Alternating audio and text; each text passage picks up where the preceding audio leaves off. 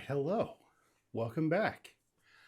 It's feeling like a little bit of like a last little spurt of summer out here. It's a little warmer than it usually is right now, and uh, it's just really weird. I'm running around a lot this morning, so I'm a little frazzled getting started. But let's let everybody get going here, and we'll get settled.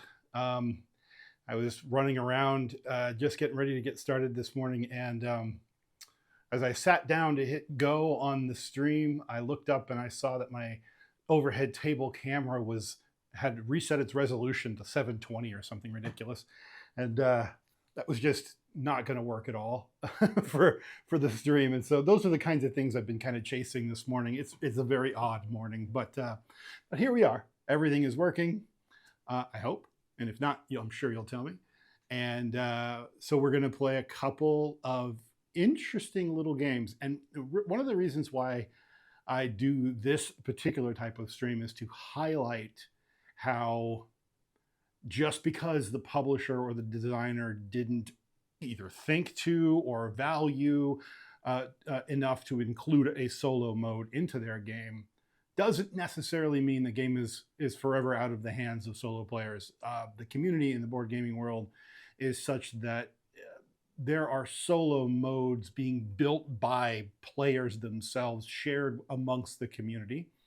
And then feedback and rapid iteration is such that these designs actually get pretty good. If the designer, the original community designer of the mode is kind of taking receptive to feedback and is taking it on board and is actively collaborating with the community, these modes can get really good, sometimes even better than the modes that do get included sometimes with multiplayer games.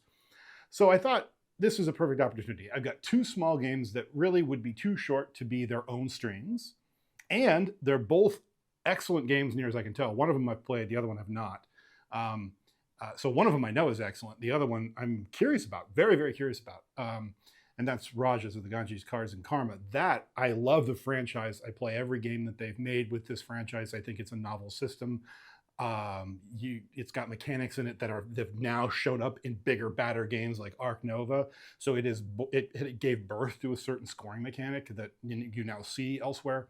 So it's the pedigree in Rajas of the Ganges is not to be ignored and not to be understated. So I love that franchise, but it's a multiplayer only game. It is a two-player only game. Two-player and above, I should say, game. Castle Combo, which is on the table in front of you now. This is a two-player game, a two-plus player game as well. And there are a couple different solo modes available. I'm actually stealing this sheet right here is from one of the older solo modes that was originally offered by the community. I'm not using the other bits and bobbles because I've since seen the newer updated version that somebody else put out. And I'll name their name here. It's Eden... I'm going to butcher that last name. Majedjovic. Yeah. And he goes by EDVINUS on Board Game Geek. So Eden or Eden, I'm not sure how I pronounce your name. I apologize if I got that wrong. We're going to be trying their solo mode for Castle Combo today. So if you don't know what Castle Combo is, it is a grid game. And if you've watched my channel, you know I despise them, generally speaking. I decided on a whim not really on a whim, I decided because of how much critical acclaim Castle Combo had been receiving amongst the community, the board gaming world. The love for this game kept pouring in. And so I was like, well, I love the theme, first of all, and I love the art. What better? I'm going to just pick this thing up. It's cheap. It's a small box game. I mean, the box it comes in looks like this. So this is I'm using this as a little chits tray, but that's the whole box. So like if it's a small box game, let's just get it. I can store it, and if I don't like it, I can trade it. No big deal. Not a lot of money coming in and out. So why not? So we since have the solo mode rules. It's a one-pager, very cool. The scoring stuff's on the back, very simple. So let's give it a run. I'm going to use this sheet from the other solo mode just to track the solo player's cards because it is a grid game. It is a 3x3 grid that I will be building, and my solo opponent will be building as well. And I don't like grid games normally, as I mentioned, because I feel they're too constrictive, and I feel like luck of the draw is such that I could end up, getting screwed out of a good game just because cards came out at the wrong time. Oh, hey, thanks for the biddies. And so that's kind of the nutshell of why I don't like constrained grid games.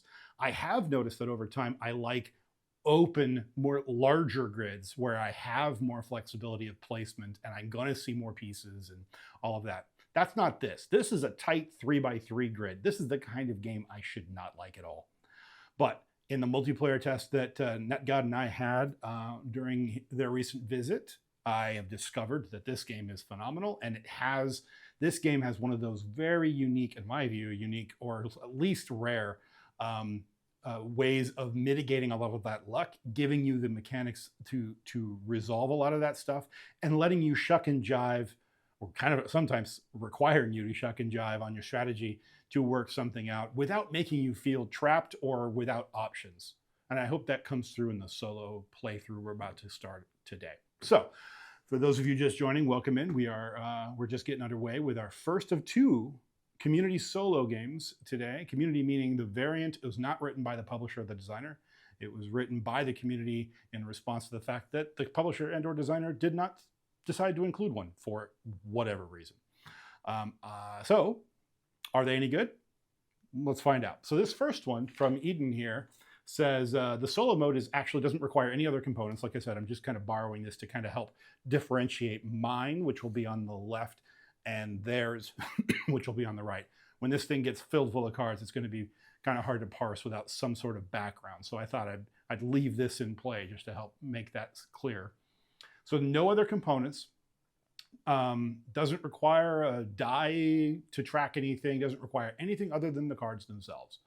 I'm going to play the normal mode. The designer of the solo mode included an easy, normal, and hard mode. And by the way, if you want links to all these, I will include them in the YouTube description when I post this video to my YouTube channel. So just find it there, and I'll include the links. Anyway, so easy mode is I give the solo bot 0 money to start with. And the normal mode, which is what I'm going to be playing with, is we give the solo bot $10 to start with. So we'll put their money over here by the decks. That's going to be solo bot cash up there. And we're going to play normal mode. So either I or the bot can be the first player because it's the first game playing with the bot and I'm playing on normal mode. I'm going to go ahead and do first player. And I know that's probably going to give me a slight advantage. We'll see how we get on. On the bot's turn. So, okay, so since I'm going to be going first, I'll just play my turn. And there are some, like one line about how we resolve neighbor effects. We'll get into that as we go. But I'll take my first turn and I'll describe how the game works at the same time. So at the beginning of the game, we basically have 2 decks of cards and we have 2 markets to choose from. The top is the castle deck and the bottom is the village deck. So castles are all your high class folks, the hoity-toity ones, the knights, the princesses, and all of that. And then the bottom is, this is like knights, chancellor, and professor up on top here. And then the bottom here is, the least to choose from, is the armorer, the bombardier, and the barbarian. By the way, the art on these cards are just phenomenal. So all the commoner folks are down here in the village. And we want to buy these cards and we want to try to build the most synergistic 3x3 grid of cards we can and score that off by the end of the game. And that's how we're going to look at that. So at the anatomy of a card, both of these cards are laid out exactly the same. On the left top corner is the price of the card. That's how much money we're going to be that we're going to have to spend in order to buy cards. And speaking of which, I think I start with 2 keys and $15. So I will take my money. 15 and 2 keys. All right. So I'll put my money in between the 2 here. This will be my money and my keys. So that's what I get to start with, 15 and 2 keys. The prices are in the upper left corner. And there are certain symbols underneath the price, like this one here and this one here. These tell you when to move this pawn. We'll get into what he does in a moment. There is a suit associated with these cards. Some cards, I believe, some cards even have multiple suits that they apply to. Those are just color-coded and they have symbology there for folks that are having troubles differentiating between colors. So we have orange and green and blue and red is the only way to really think about it. It doesn't really matter beyond that. And then if we move down, so the suits are associated here on the upper right corner. Moving down, we have the ability or the thing it grants you. when you play it. And then below that, in the banner at the bottom of the card, is how it scores, how many victory points it earns you. I believe that's at the end of the game. Yeah. So I think the rest will be made clear. When the only thing I will cover real fast is this pawn here. This pawn just differentiates which is the active market right now. And if I want to buy something from the other market, I need to first be able to manipulate this guy and get him up here. The way to do that would be to buy and then play one of the cards that let me move this pawn. So you can always manipulate. And I believe there's even a rule. We'll get into I have a little kind of player aid, which by the way, very good player aid. Double-sided, gives you iconography for both the castle deck and the villager deck right there. Rule book is very simple, very thin, very easy to get through. So if I need to, I'll find it. But I'll get into the abilities of these cards as we play and what keys are for and all of that. But there is a way, if I remember correctly, okay, game turn is spend a key, buy a card, apply the card's ability, and then move the pawn. I move the pawn only if those icons are in play. But that step is mandatory. If it can move or if it should move, it must, kind of thing. Yeah. So spending a key is optional. And if you spend a key, again, I start with 2 keys. You can either spend a key to move the pawn, again, so even if you don't get the card or you can't afford the card or somebody else buys the card or whatever, that lets you move the pawn that way, you can always spend a key if you have one to move him that way. The other thing you can do with keys is let you just wipe the active row and draw new cards. So let's see what's on offer here. $3, $2, and $2. Well, I can afford any of those.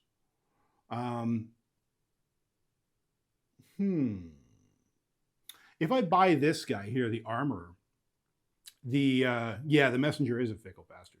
But if I buy the armor, then every card, both castle card and villager card, are $1 cheaper the rest of the game. And so that's an active ability that I just have now for the rest of the game. I like that as an opening card. That's really good. And then here it says 3 points per red card in this card's column or row. So if I played that here in the upper right corner of my grid, this is not my grid, this is the Solo AI's grid, but regardless, then this column or this row is what that would apply to. So every red suited card in the column or row of the armor would score 3 points. In fact, I think that's what I'm going to buy. I'm going to spend 5, come back with 2, and I'm going to buy myself this armor. Now, where am I going to put the armor? Again, I'm over here. This is mine. So I think I will. I'll go ahead and just stick him up in the upper right. I can place him anywhere. I can put him in any one of my grid locations. That's what's nice. Now, once I pick a spot, that's actually not true. It's when I've established the 3x3 grid, then it can't be changed. But right now, let's say I started it here, but later I wanted to have something down here. I can shift them around because that 3x3 grid hasn't been established yet. So we'll just stick him over here for now. And we'll decide how we're going to build our grid. But that's our first card. And now from here on out, I have a $1 discount on all remaining cards. That's really cool. Okay, now it's the bot's turn. Bot's turn. Reveal a card from the village or castle deck based on the messenger's position. Well, we're on the villager deck right now, so that's where we're going to be revealing a card. And then immediately add it to the bot's 3x3 grid. The bot does not spend gold to buy cards, because of course not. This first card is called the automa card or automa card. Add cards to the grid from left to right, top to bottom. Position does not matter for bot's scoring. Okay. So we're going to just start this first thing. We're going to reveal the top card. And this is the shepherd. And it says top to bottom, left to right. So that's going to be the first card. This is the automa card. If the automa card has a key symbol on the card, anywhere on the card, it does not in this case. But if it did, I would discard all the cards in the current row. So that would be my wipe mechanic. The bot would wipe the row. if there was a key anywhere on this card. Okay. Since that didn't happen, we just move on to the next step. Take a card from the current row with a shield matching one of the shields on the automa card. The bot does not pay for cards. If there is no matching cards, take the most expensive card in the row, leftmost if tied.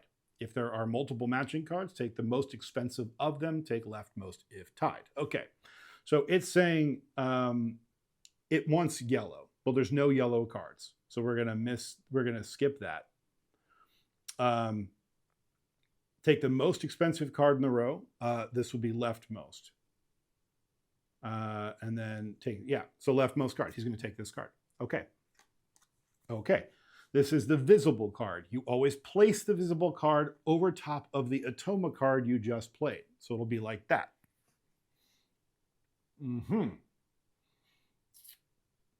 Okay, and you're always supposed to leave the costs accessible. I'm guessing that's for scoring later. Okay, and then move the messenger if there is an arrow on the visible card. The visible card being the topmost card. There is not an arrow on the visible card. Perform only all player gain or your opponent gain effects on the visible card. Per $1 per orange of one neighbor. So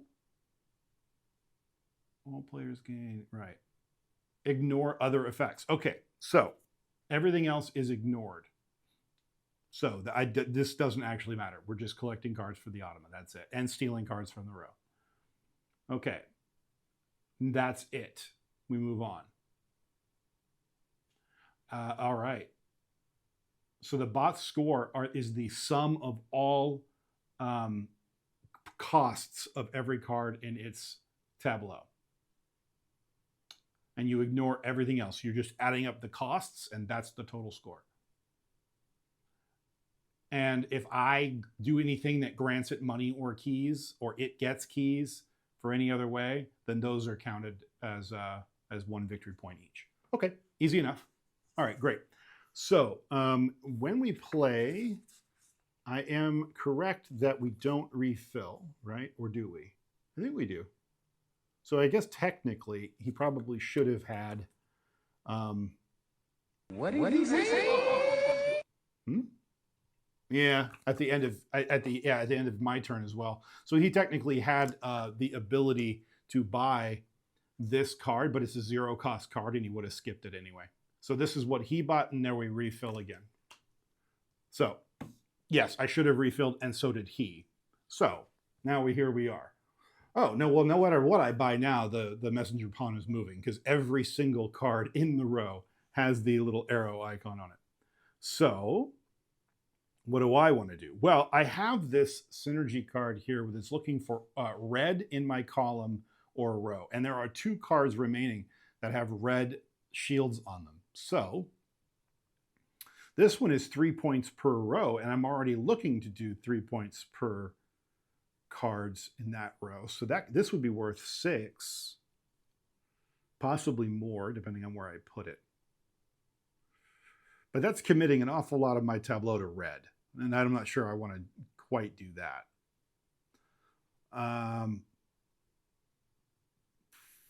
Let's see. This one says $1 per yellow on one neighbor. And this neighbor has a yellow on it. So it's 1 or 2 keys. 2 keys aren't bad. This one is 1 point per, so it's the same thing, just green. Okay. Now his ability at the end of the game is I would get $10 if I don't get any green cards at all.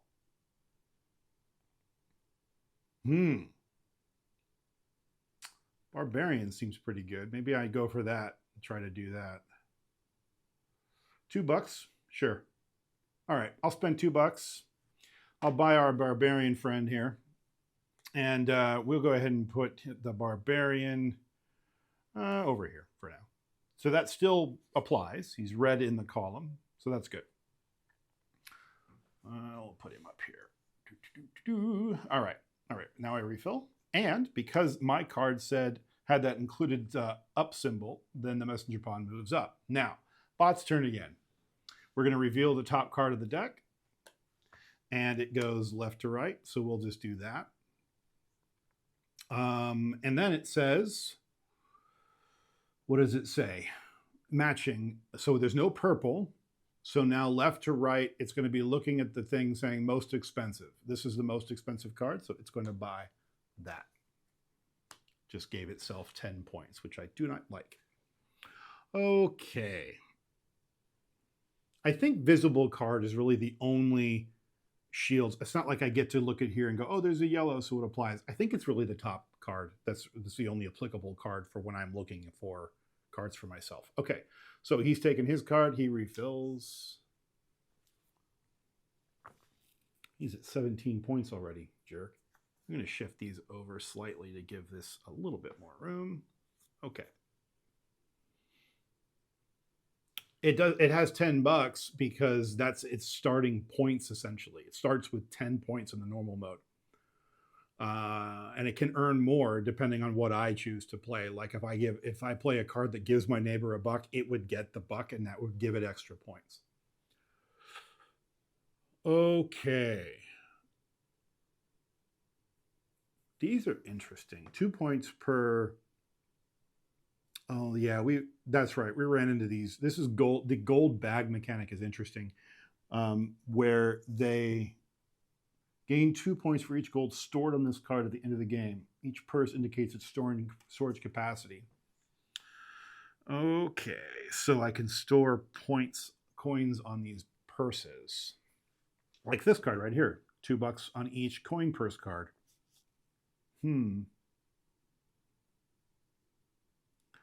1 point per village card, 1 point per castle card, another discount card. Oh, by the way, I had a discount and I didn't use it. So I will, actually, these are his points up here. I should take that back. These are his, these are mine. Anyway, but I had a discount on my other card and I wasn't using it. I'm going to go get another discount maybe. That's green though. Maybe not. Maybe not. But it's 4 points per. Oof. But I don't want to invalidate that barbarian. So we've made our bed. 1 point per shield for each different type of shield among all 6 in my tableau. Oh, I see. So this would be $1 right now. This would be $2 for me right now if I played him. I don't really want to play him. Maybe I play a key.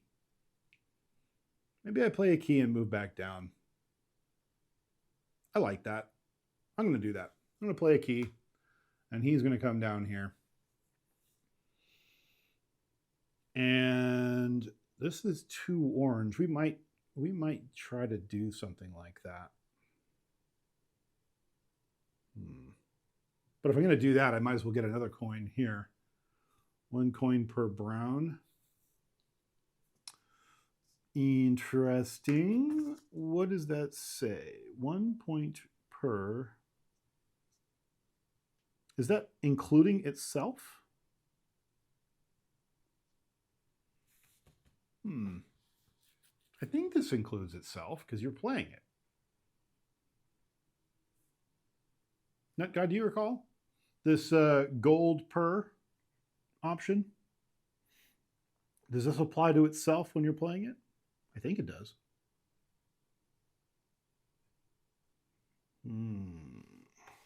Let's see. Does it apply? The book doesn't exactly go into a lot of detail in some of these cases. Yeah.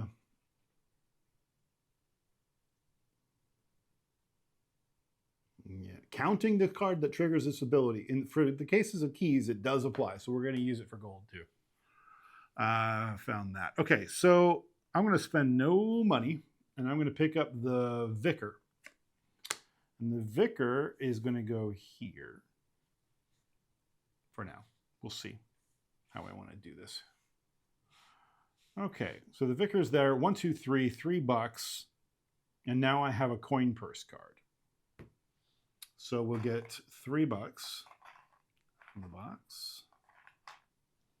Not bad. Okay. And it does move him back up to here. So what is the bot going to do? The bot is going to take the top card and It's looking for orange cards. There are no orange cards, therefore it is picking the most expensive card again. Hate that for me. So it's doing that. Okay. I like the simulation so far of the human player. I'm a little worried I'm not going to make enough points to beat this guy, but we'll see what happens. Yeah, right. Okay, good. Thank you for checking. Okay. Do I want to pay another key to go down again? Ooh. 3 points per purple doesn't hurt. It would make me $1.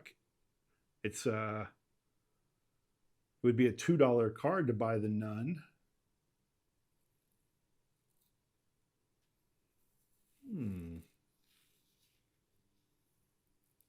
Of course, I could buy the knight for 4, and it counts for red, so that would work for my other guy. The only problem with that is he wants blues in his rows or columns. And if I try to set him to satisfy this, then I'll be cutting myself off at 3 points. My better move would be to put the knight like down here. Actually, just shift these up and put the knight down here. And then I could put blue, blue, and still let me do red, red, red there, or some combination thereof to try to respect his scoring as well. So I'd have red along this axis and blue around these axes. That's tricky. But, yeah,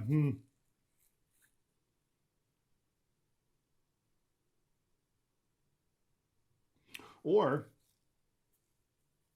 I could just do 2 blues down here, put the knight there, and count him part of the scoring here of this column. And then I'm just getting 6 points if I put 2 blues over there. I don't know. I don't really want to be locked into colors too much in this.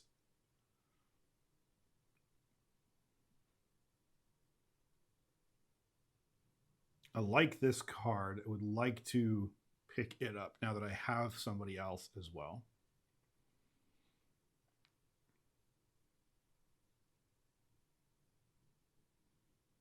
I'm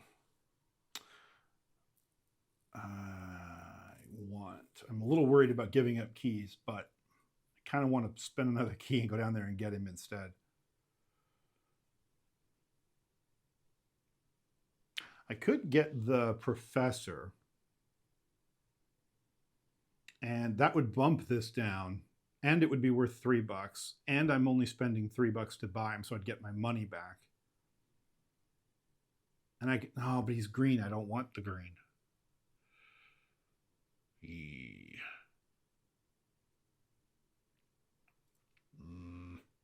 I could come down here and do that. If I do this instead,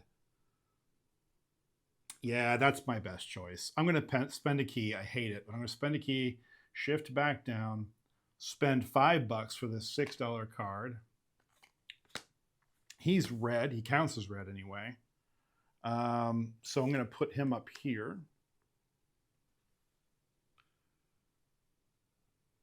Yeah, I think that works.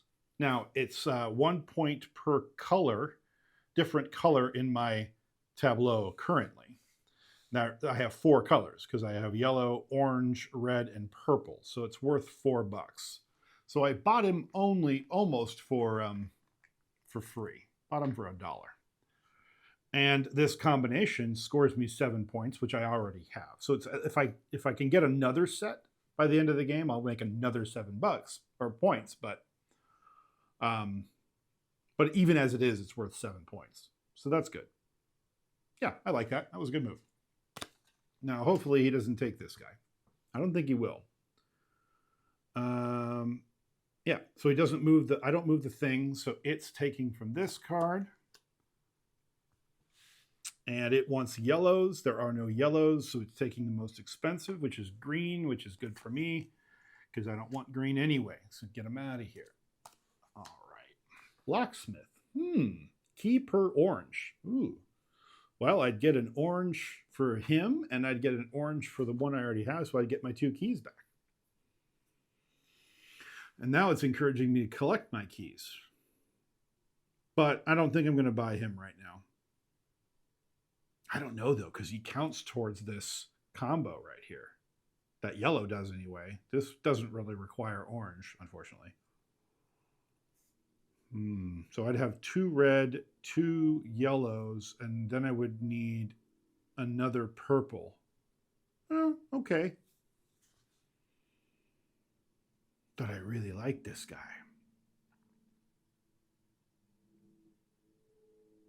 But I think this is a better play. I think we're going to be gearing ourselves up for more points, and I'd get my keys back.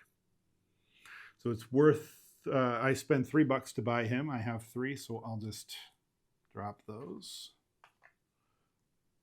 And he's orange, so I'm not going to stick him in the row or column. I will go ahead and stick him where? Maybe up here. Yeah, okay. So I have 1, 2 orange, so I get 2 keys. Cool. And the pawn moves up. We refill. He draws. He's looking for green or orange. Great for me because there's a green, so he's taking the green. And that pushes him back down again. Love that for me. Ooh, 3 keys. Your opponent gains a key. Don't like the opponent gaining a key, but 3 keys. And there's my purple. That would be good. And I'd make 6 points per missing color, which at the moment would be blue and green. That's a pretty good card for me.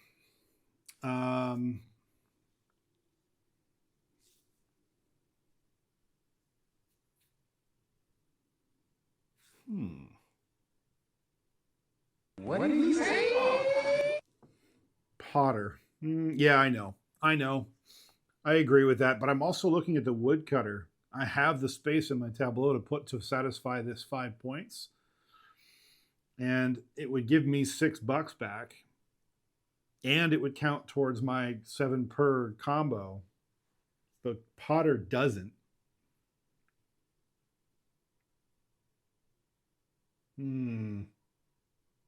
Still like the Potter, though.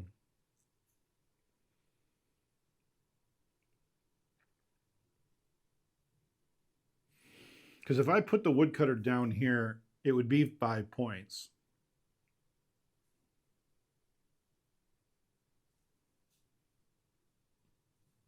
And $6.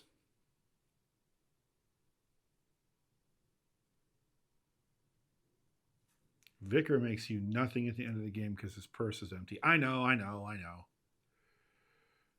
you're right. And it's 2 points per coin. So that would be 4 points. So it'd be 8 points right now. Yeah.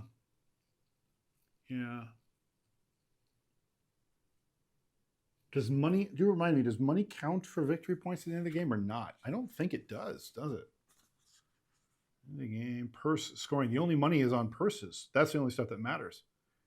Yeah, no points. Okay, so you're right. Maybe I should just buy the vicar. Okay, we'll go down to $1. So we'll make coin change here. We'll buy the Potter rather. We'll put the Potter down here. And $2 on each card with a purse. That has room anyway, which they both do at the moment. 1, 2. Yeah, we'll just go ahead and put it on the art here just to make it easy. You can't really see, so we'll shift those up. Yeah, okay, now we've locked in our 3x3 grid officially. All right. Doing all righty. Okay, just making sure I didn't miss anything. It did have a shift symbol. So up he goes. He draws. He wants red shields, and there are red shields. Only 1, as a matter of fact, which is a good card to give him, although it is a lot of points.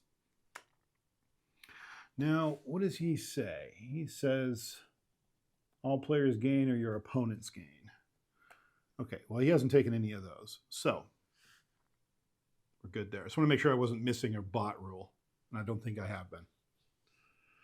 All right, let's refill. And did he take a card? No, he did not shift me down again. Uh-oh. But I have keys. But before I do that, maybe I buy him. Or, yeah, it's His Holiness. That's amusing. That's 12 points. I think it'd be silly not to, and it does count towards my set collection goals. I need to get 2 more red cards, but these are looking like 2 more red cards. Yep, $6 for His Holiness. Purple, my last spot here. Okay, so I get 3 keys. My opponent gets 1 key. There we go. So far, if I don't get any blues or greens, this will be worth 12 points at the end of the game. That did not move down the bot, or for the messenger, so the bot's going to stay where he is. He draws his card. He's looking for green. There is no green. So he's looking for most expensive. Is that what he's looking for? Most expensive and then multiple matching. Okay, yeah. So most expensive is this blue card. Good for me because, although it's not good for the points because it's blue and I don't want blue. Right. Now, he did take a shift down card. The automa card did have an arrow on it. But the way we've been playing it is that the top card is the visible card. That's the card that actually is the card in play. So let's make sure that's what it says. Yeah. On the visible card. Okay, yes, that's right. Okay, great. So since that is the case, the visible card does not have that on there, so we stay put. Ooh, this is a red card. All players gain a key, but it's 3 per blue, and I don't want blue. That's going to cost me a lot of points. I need red. I have keys. I'm going to probably play a key to come down. I want to buy red cards. Now, 1 per yellow of 1 neighbor. The neighbor has no yellow visible cards. Or 2 keys, so I'd get 2 keys. This would count.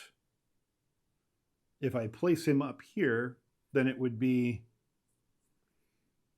6 points. 1 for itself and 1 for this red card.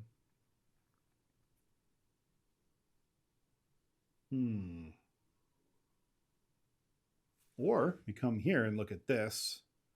Ooh, hold on. That could be great. This is great.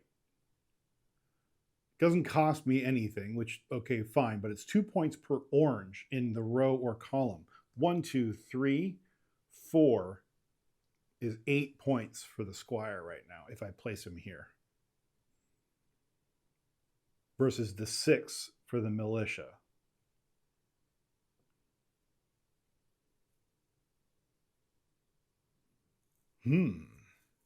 Yeah, we're going to go squire for free. And he's going to go there. Technically, we get another point discount or coin discount on the last card we buy. I don't know that that's going to matter, but the squire does not move the messenger, so the messenger stays put. We got the doctor. That's amazing. Okay. All right. I like this solo mode, by the way. We'll get into the commentary on that in just a second.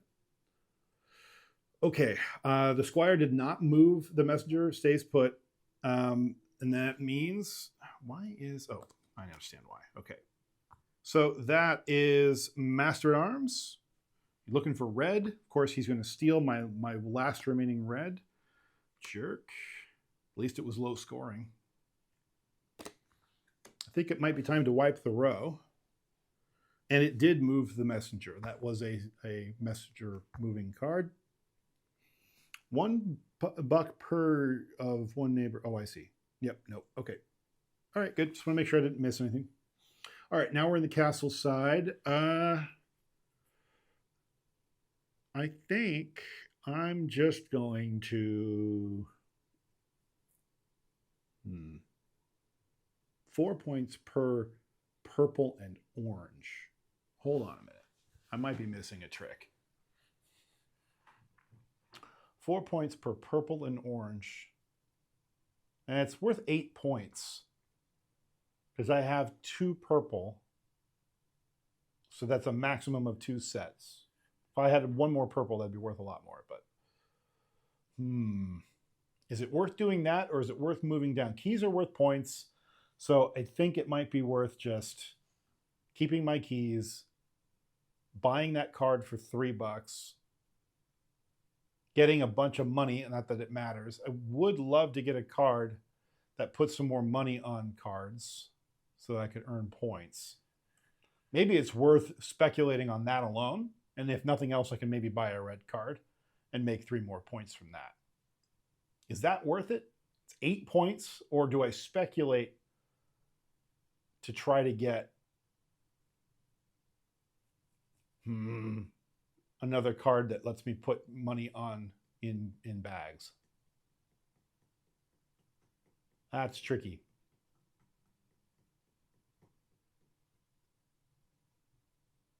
Gamble, huh?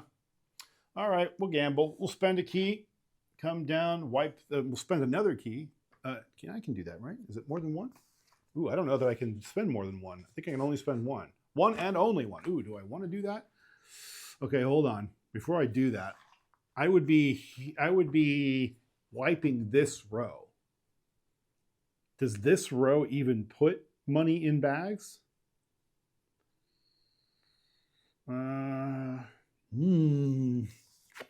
I don't think it does. Looking at this game aid for the castle side, I don't think it does. So I think I'm stuck. I don't think I'm going to wipe it. I am going to buy. Am I? Let's see. I could come down here and get a. Well, no, I'm not going to do that. $1 per. Again, this would give me a bunch of money, but it's worth 8 points. Yeah, this is my best bet. Either that or I pay for a key and wipe it, but I'm giving up for sure 8 points. It seems silly to do that.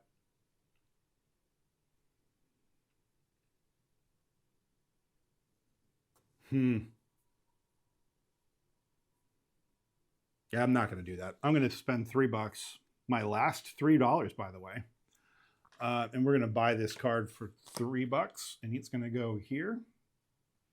And that is going to earn me $1 per purple. So that's $2, and $1 per orange. 1, 2, 3, 4, 5. So that's $7. I don't think it matters because it's the end of the game, but okay. Got $7, and it's going to earn me 8 points at the end of the game. So we refill, and then that did not, oh, it did move. Okay, so it comes down here. He draws from here. He's looking for red or orange. There is no red or orange, so he's looking for the most expensive. 5 points. Not good. Not good. Okay. That is the end of the game. Let me pull up my calculator and see what our target score is, because the bot was rather pernicious. I don't know if that's the right word, but it's real. Let's see. So that's 7, 10, 11, 4, blissful 4, 8, 12, oof, 10, oof, 4 again, that's nice, and 10 again, yikes. I have to beat 76? I don't think I did that. Okay, all right, 76 is our target. So top to bottom, left to right, let's score these things. 3 points per red in column or row. 1, 2, 3 is 9 points. So 76, help me remember, 76 is our target. So 9 points for that card. And then here it's 7 points per set of purple, red, and yellow. 1, 2, 1, 2, 1, 2, 14 points. Okay, moving on. 2 points per orange in column or row. 1, 2, 3, 4, plus 8 points. Okay, 10 points if green is missing. Green is missing, plus 10 points. 2 points per money on the card. If there's 2 money, 4 points. 1 point per key. I have 4 keys, so 4 points. Those are low scoring cards. Don't like those. 4 points per. I have 2 sets, so that's 8 points. I don't think I'm going to beat him. 6 points per missing color. I have 2 missing colors, 12 points. And 2 points per another 4 points. 73 points. I lost by 3 points on normal mode. Oh, that's right. And he has 2 keys, so we'll go 2 keys as well. So actually, it was 73 to 70. What was that? 8. So I lost by 5 points. That is, I reached that number by adding up the costs of every card. That's what the rule says to do. Just adding up the cost value, the coin value of every card that it collected, front and back. The 2 cards, everything you see visible, all the prices you see visible on its tableau, you add up, and that's the score. So, and then you add anything, any of its keys to its, oh, and does it score?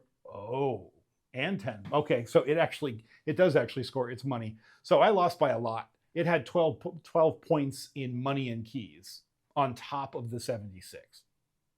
So 88 points was my target. And I got 73 for those counting. 77, no, 73 plus 4, 77. 77 to its 88. So I lost by 11 points is the complete accounting. That's the normal mode. If I had not done that, I would have lost by 1 point instead. So that's how competitive this solo mode is with very little other accounting. 77 to its 88 on normal mode. And if I had played that on easy, it would have been a 1 point game. Very, very competitive. And did not require almost any mental overhead at all to play it. To me, honestly, my first impression is that this is the definitive way to play solo castle combo from here on out. I really like this solo mode. This is a really well done solo mode. So I hope this was instructive. It certainly was for me. I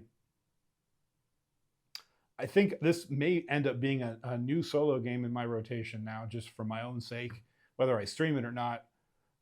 Just because it's a fun game. Castle Combo is a fun game, and it's one of the biggest problems with it is it didn't include a solo mode, and this solves that in spades. That sheet of paper is going in my box, and it's going to stay there, and I'm going to play Castle Combo solo whenever I want. That is fantastic. Great. All right, that's game number 1 done. Let's not mix the cards there, Shub. Let me quickly fold this up, and we'll transition over. I really did. The other thing is about how it felt to play against this solo mode. I will say it definitely felt like a human in that. Oh, that's true. There's one rule I didn't even remember, and that is the key rule. The wiping of the rows. I didn't use that at all. I screwed that up completely.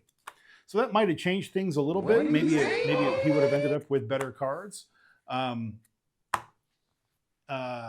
Castle cards prove the point.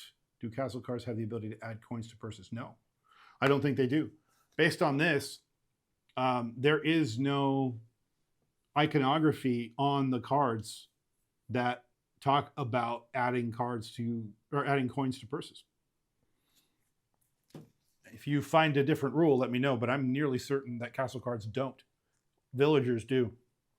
So anyway, I did mess up, and I'll make a note of this for my show notes on YouTube, but I didn't remember that keys on cards drawn by the bot cause the bot to wipe the row.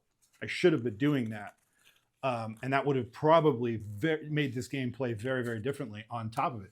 But I will say, I don't think it would have changed my opinion of, go through the deck and prove it? Okay, I can do that. I don't think it would have changed my opinion of the solo mode. I think my opinion of the solo mode stands with or without that rule.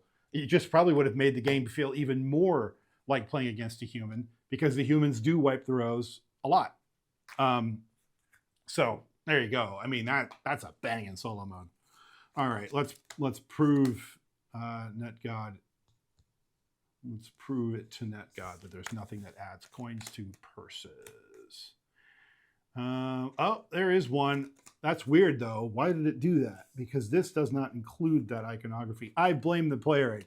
Gain money on 2 purse cards until they are full. So the steward would have done it.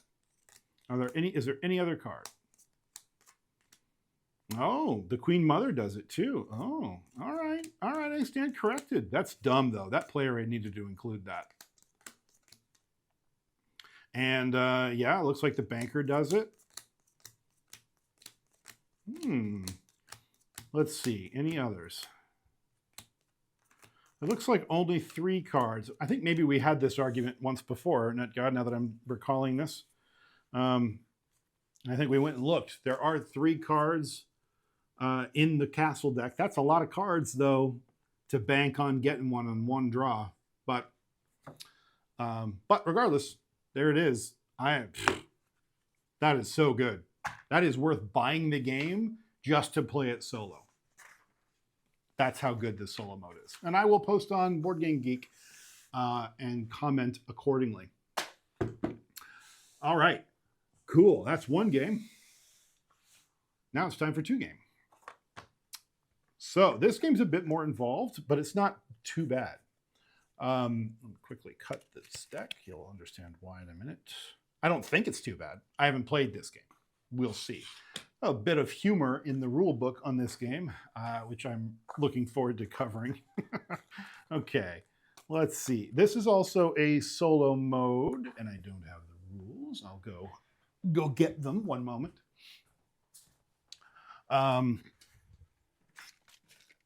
So this is another community solo. This is by a user by the name of Fenderflix. Fenderflix. This is your solo mode. We're giving that a run today. There's a modest amount of chips, little chits in the game. And in fact, this is all it requires. The whole game only requires these little chits. That's it for all of the different players. Because it's a closed, this is a closed circuit kind of a game. There's only so many components that any of the players will ever need to have, which is kind of cool. Makes for a nice portable game. Okay, so very small, not your very small box, about half the size, about maybe a little bit more than, a little less than double the size of Castle Combos game. It's the same depth though. Nice thin little box. Okay, here's how this works. If you're familiar with Rajas of the Ganges, you're always scoring 2 different ways. You're scoring karma and you're scoring, I forget what they call it, money, basically. Let's see. I'll scoot those over. There we go. And the way you're doing it in the board game is that you have 2 scoring tracks. One that moves kind of from the bottom. You start out in the bottom corner of the board, and one token moves this way around the board. The other token moves this way around the board this way. And the game ends after your 2 tokens have passed each other, or anyone's tokens if you're playing multiplayer.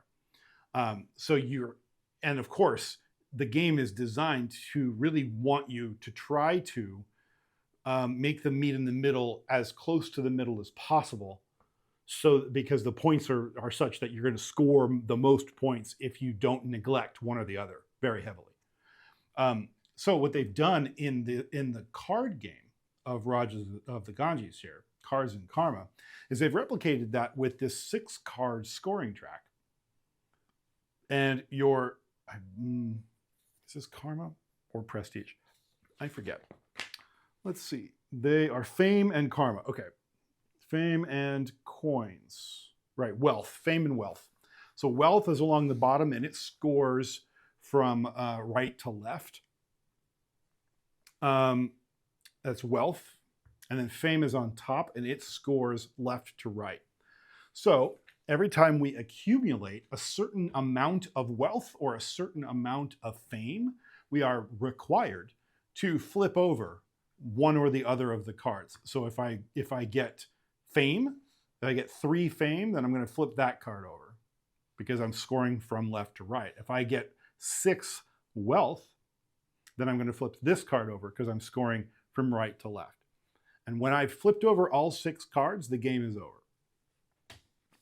So these are our little player aid cards to kind of help us, remind us how the game is played. I'll stick those off to the side for now.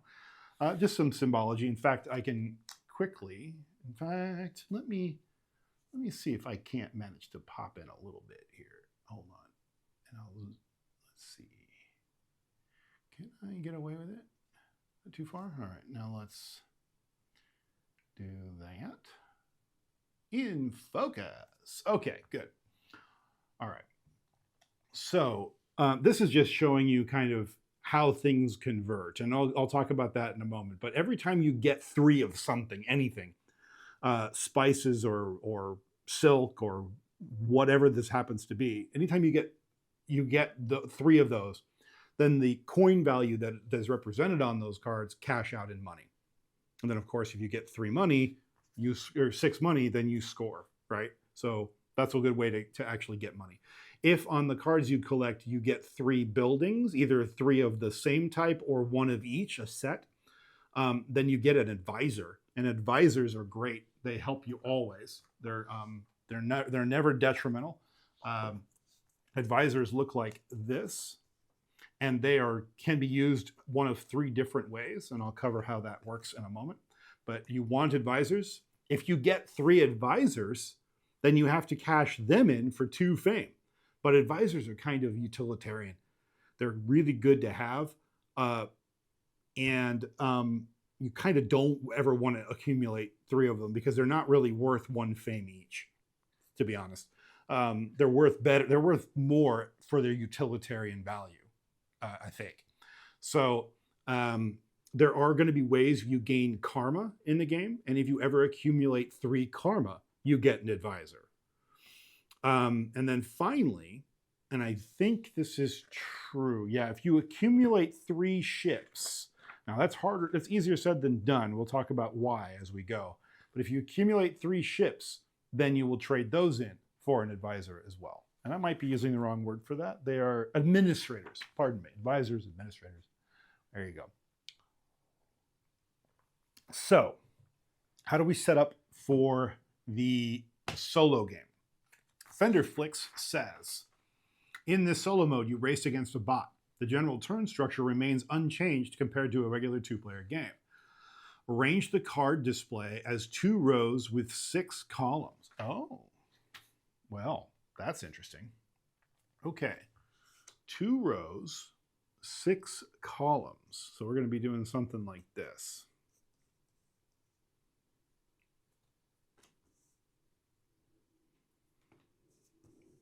Okay.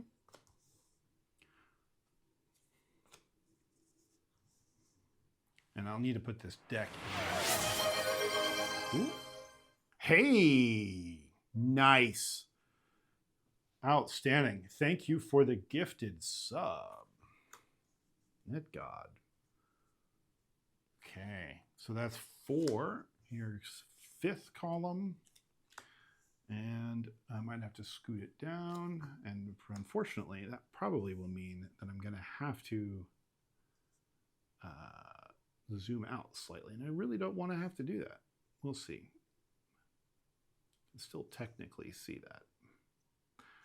Pardon me as I arrange a moment. I want to make sure that you get as much of a view into these cards as possible. And if I don't have to zoom out, I'd rather not. Even if that means I got to scrunch a little. Yeah, okay. All right, so that is our kind of our market row. I will figure out where to put the cards. These shuffled a little strangely, so you'll have to forgive me. This is the draw deck. And I think what I'll do is when I rebuild this, you know what? I'm just gonna I'm going to do it right now. I'm just going to do it. Fix it, do it right, so we have it all set up.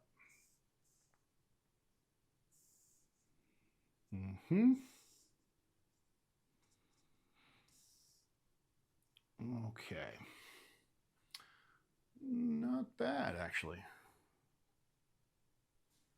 Not too bad. I think that's going to fit. All right.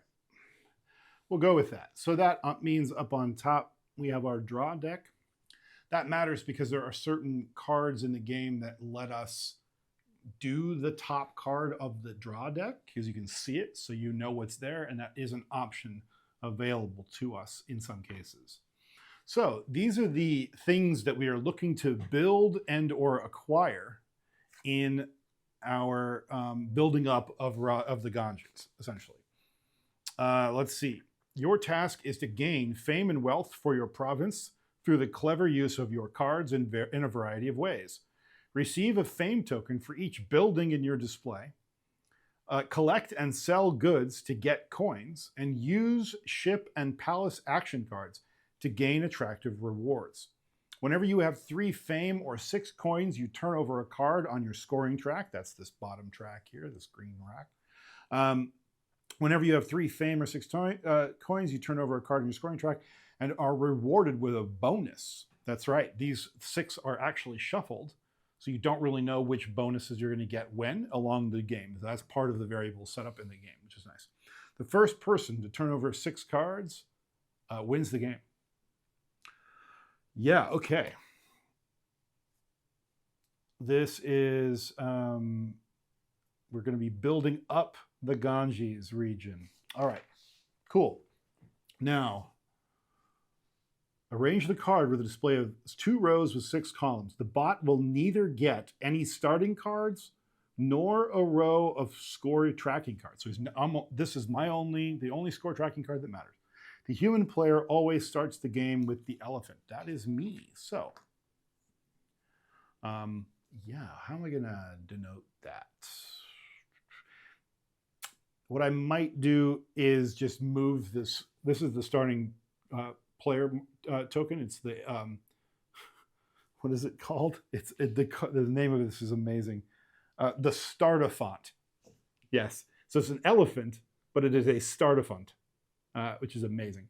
So this is the starter font, and I start with the starter font.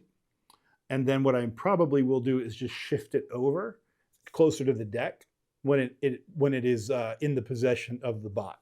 But for now, this is mine, and it's over here. That's what I want. Ooh. Hey, thanks for the hydrate. I will happily do that. All right. Okay, so the bot never gets starting cards, nor a row scoring cards. Human player always starts with the elephant. Bot's turn.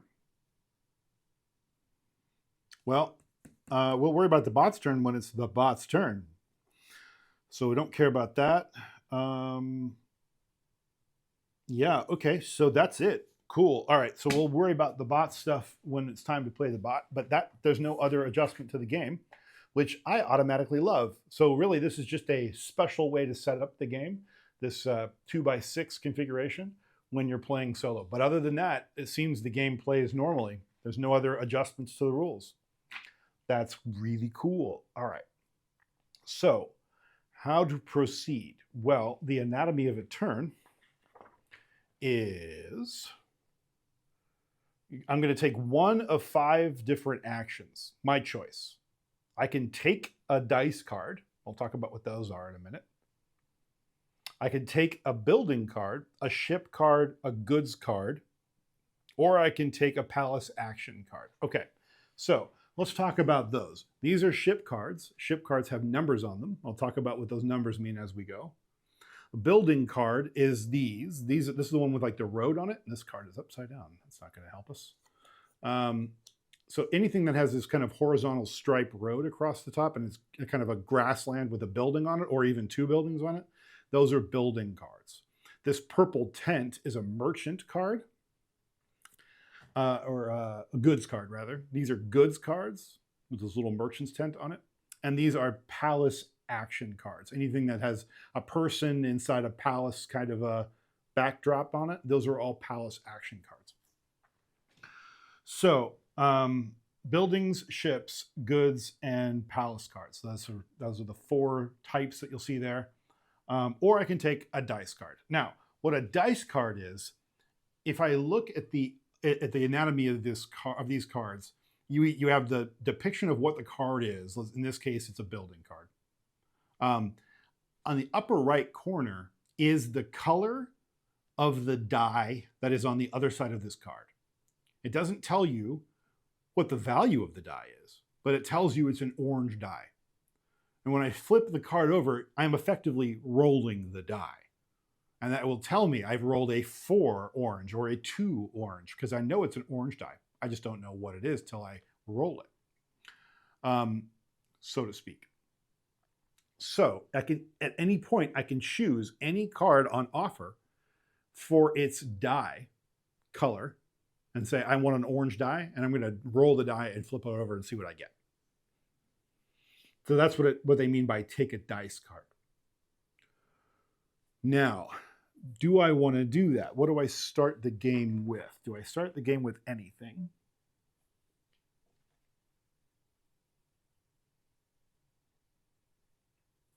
Let's see. Starting cards.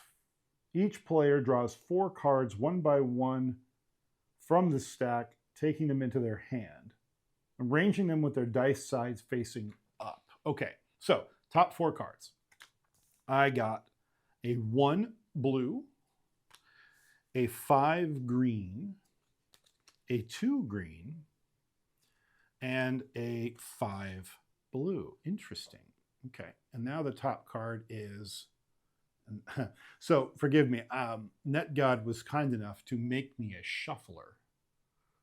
It is an amazing device that shuffles cards really well. The only problem is these are square cards. They're odd card sizes. Didn't shuffle that well, unfortunately. So the deck is not faced correctly because I was running into trouble getting it to shuffle. So you might see me turning that deck a bit more than normal, but forgive me for that. But okay, so I start the game with those 4 dice available to me. Now I'm going to decide what I'm going to do with them. Now, how do I buy cards? Well, the bottom left corner, the one that's kind of shaded here. In fact, I'll just push in so you can kind of see what I'm talking about. Like if we look at that merchant card right there, this tells you it's a green card on a green dice card on the other side. It doesn't cost me any. I think that's what that means. Where is the iconography? There you are. Let's see. Yeah, okay.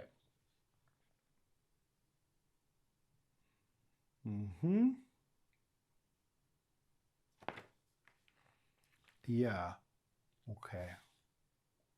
Now, where's the thing with the slash in it? Because I think that means I don't pay any dice at all. I think that's what that means. Yeah, I think that's what that means. One moment.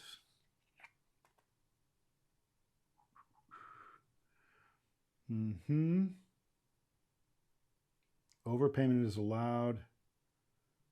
Right. What?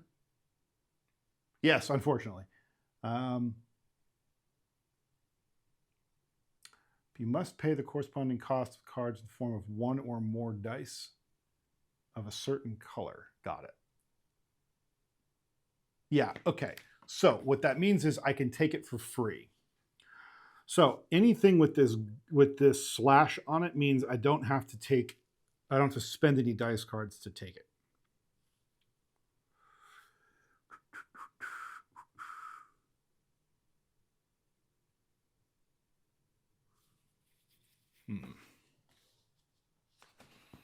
Yeah, I wish this book would be a bit more clear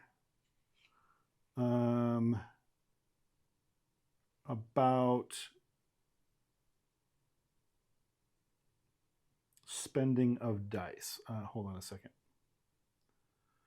To purchase a ship, you must discard a single card with a die that shows a specific number. Okay, got it. That makes sense.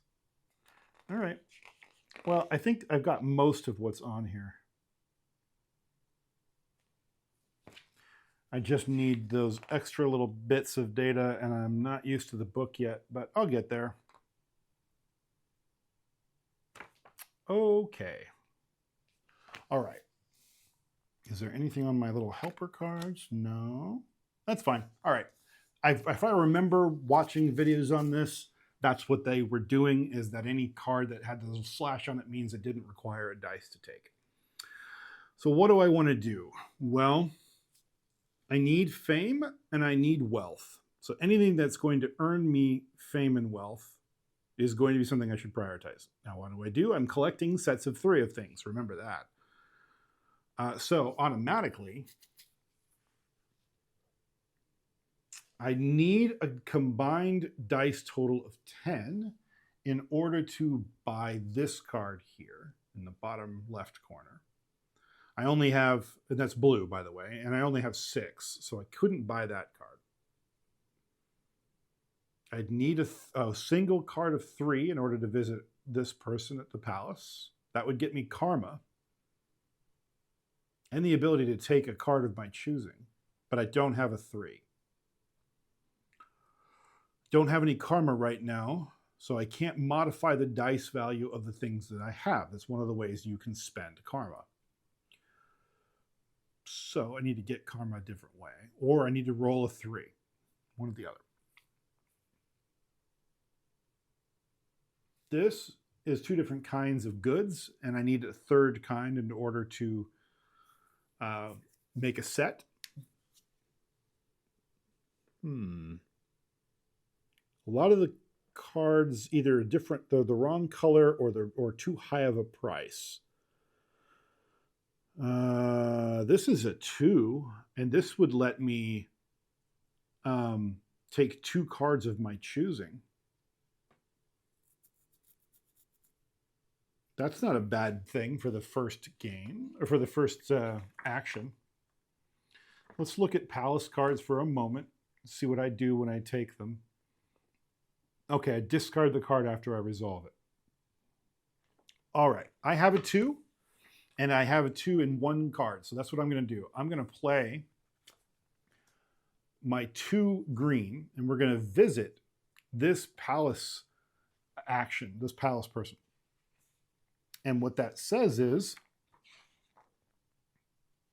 there he is right there. You immediately receive 2 cards from the grid and put them into your hand as dice cards. Oh, as dice cards. Well, what don't I want to take for its abilities? We'll take one of these, so I can get an orange die, and it is a 4. And then, and this is who we are playing right now. So I'll take maybe this purple. No, I'm going to take this as a dice card too. This blue, and it would only grant 1 fame. So I'm just going to take that as another die. Ooh, look at that. Look at that. It's a 4. So I have a 5, a 4, and a 1, which is 10, which is just enough to buy our 2 building card over here for 2 fame. That's pretty good. That's pretty good. Okay, I don't think there's a hand limit for dice cards. Karma, end of stage, administrator. There is a hand limit. What's the hand limit? Hand limit of 8 dice. Cool. I'm not within the limit. Got it. Okay, so that's all I can do. I think that's all I can do in my first turn. Alrighty, end of stage. Once you have all made a move. Okay, so that's it. That's the first turn. That's my first turn. Okay. So bot's turn. Reveal the die value of the topmost card of the draw deck. So this, again, this is our first set of rules for the bot. This is the first time going through them. So this is how the bot works. The first thing we do is we just reveal the die value. So that is a 1 purple 1. Then add this card and all the cards from the column corresponding to its value. Oh, so this is the first column right here. And since I rolled a 1, add this card and all the cards from the column to corresponding to its die value to the bot's scoring pile. Okay. Okay. So I'll just put them up here out of view for now because I don't think it's going to matter. I'll pull them back in later. But I've started a pile of cards for the bot. Done that. The bot will not collect anything besides the cards themselves. Note, the order in which you add cards to the scoring pile generally does not matter unless you are adding multiple ship cards during the same turn. I don't think that is the case. No, it is not. Okay. In that case, use the following order. Okay, got it. Now the bot is trying to do a couple things. The bot tries to collect a certain number of cards in its scoring pile. Fender Flicks recommends that we start with 30 cards, but you can increase that number to make the game easier or decrease that number to make the game harder. Okay, so we'll go with 30. The bot's first tiebreaker is the number of cards above the target number. The bot's second tiebreaker is always 0 since it does not collect karma. Don't know what that means, but we'll get there. And now he recommends this is how you track cards in the score in the thing. I'll track them in stacks of 5. So we're going to go to 30. Got it. All right. Now, what happens normally in the game is the other player takes their turn with the cards that are available after. They don't get refilled. Nothing happens. You get your supply dwindles for the round, essentially. Once you've all made a move, it is the starting player's turn again. Got it. Okay. So I have made a move. The bot has made a move. It is now the end of a stage. Now, here's what happens. And I kid you not that, excellent. Thank you. Page 8. I will go look at that in a moment. I kid you not. Here's what happens. So the first player marker, the first round that you play, it's the green side of the first player marker. The second side is what happens next. And then after that's done, it moves to the other player and they get a front and a back, and then it moves forward. It moves back to you again. So it stays with you for 2 rounds. It goes to them and stays with them for 2 rounds. Now, here's what's interesting. Here's what's really funny. The startafant, right? It's an elephant, but it's called the startafant in the book, right? That's the first round. After the first round is done, when we flip over the tile, it is now the backside of the elephant or the startafant, and it is no longer called the startafant. It is called the fartafant. I kid you not. This is now the fartafant, and when it farts on you, it graces you with a karma. So I now have a karma token that I can spend. I'll leave that over here with the fartafant. It is a blessing. It is a blessing. So now I have a karma token, which lets me manipulate the die values. And that means that every player will end up with 1 karma every time they have the elephant. The startafant and the fartafant. That is outstanding. Okay. All right. So now we go again. But what happens now is, do we refill? I think we refill. Yeah. Only then does the card. Yeah. Oh, the grid refills at the end of a round. Ooh. Okay. So that's the first stage, and then the round is after. Okay, so nothing. We don't refill yet. We're still playing with the cards that are out there. Okay. What do I want to do? He took my blue card. That was right here. Now I'm kind of not doing great. I could go here, but I don't have any spices right now. I have a 1, and if I spent the 1 on this boat, then I would get another die card, and I would get silks worth 2 points, or 2 coins. That would be good.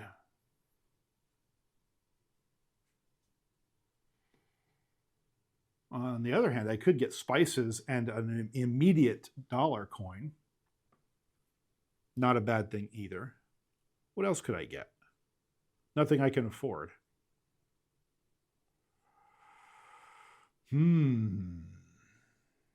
think I'm not going to spend a dice card. I'm going to instead get this spice card. I'm going to move my dice down here a little bit. You can still see them at the bottom, and their upper corners are a little smaller, but you can still see them. And that's going to give me room to put my placed cards, the cards that I've received here. So I now have this card in play in my tableau. And I'm looking for sets, remember. So this is one type of good card. These are another 2 different kinds of goods. This is this is spices, and what are the other goods names? I'm going to get those names wrong if I don't mess around here. Are they going to tell me what they are? There they are. Tea. Right. Okay, so I have spices. The box with the green leaves in it, that's tea. And then the red bundle here is silk or cloth. So I'm looking for sets of those. Is that all I get to do? I think that's all I get to do. All right. So now it goes to the bot. Now he's looking for columns again. Okay, he's looking for the second column. He's going to take this card and the card that he drew, and it goes on his stack. Now, he has his first 5 cards. So that's 5 of 30. Right, now it's done. And I believe we refill. I'm going to just quickly but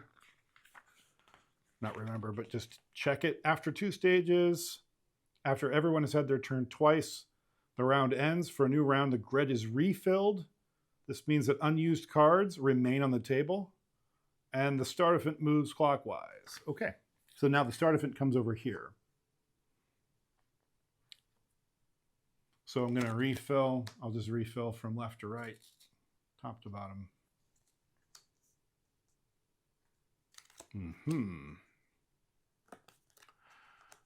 I'll take a ship, I think, here soon so you can see that. Okay, bot goes again. 4. So he's going to go to the 4th column, and he's taking both of these. Okay. And just like that, he got 3 cards. Now, what do I want to do? Well, I still have a 9.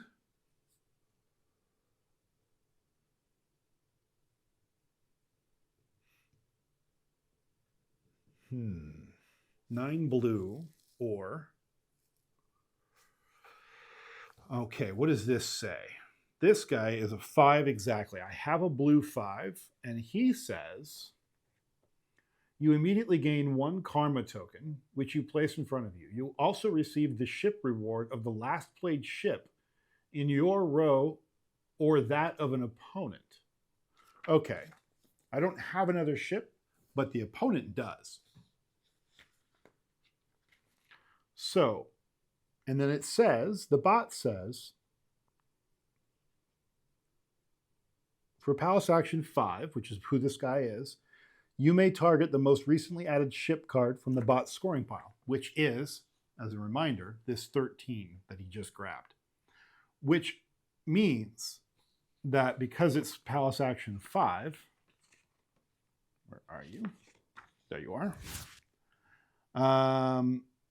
The rewards. So if I went to visit this guy here, spent my 5, I'd get a karma and $3 because that's what that ship reward granted that my opponent.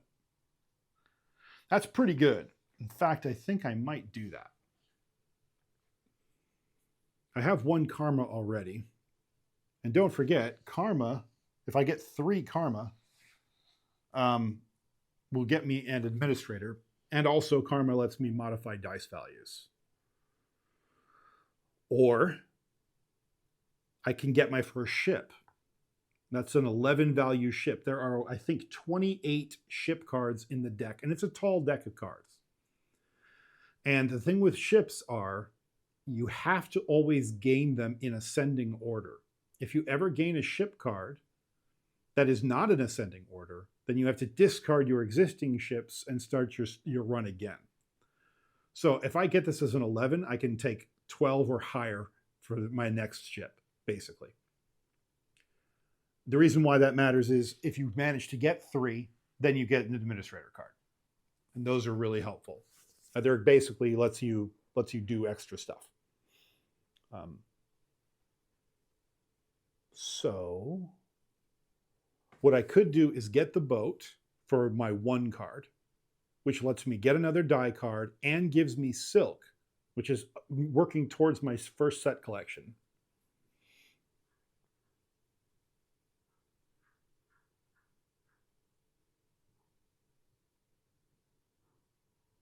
I think I like that.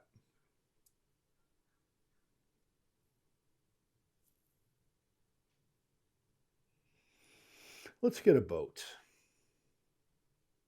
I'm kind of betting that this administrator, this palace guy, isn't going to get taken by the bot right away. We'll see what happens. I would like to take that, but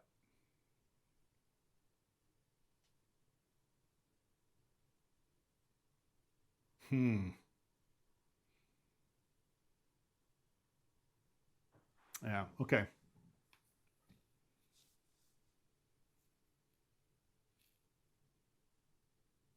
I'm debating right now which card I will take as dice if I take the boat.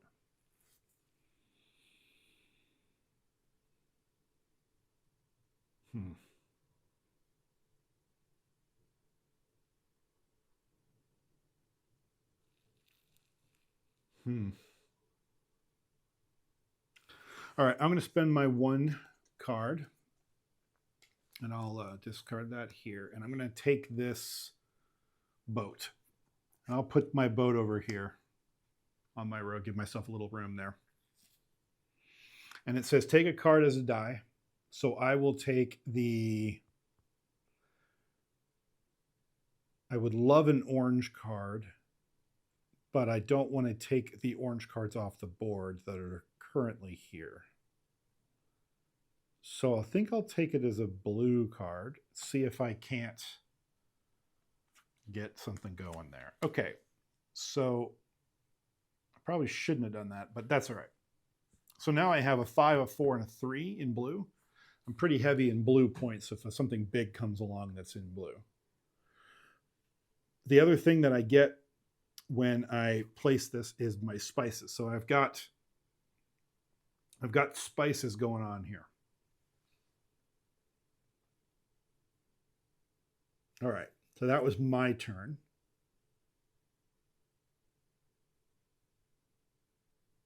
Now what's the bot going to do? The bot is going to go to column 3 and take both of these cards. I kind of was betting that he wasn't going to have another purple ones quite so quickly. Okay, that's another set of 5 cards for the bot. He's a third of the way to his 30. And I haven't flipped a single card yet. Okay, now we flip to the Fardiphant, and we give him a karma token. Sorry about the choppy camera there. I am in the process of troubleshooting that with the vendor. So it's collecting logs for me right now as we're playing. All right. Hopefully I'll get that sorted out before too long. So the Fardiphant, and now he goes again. So it is 6. He's coming over here, and he's taking both of those. Yikes. Okay, my options are dwindling quickly. And he's collecting cards like a madman.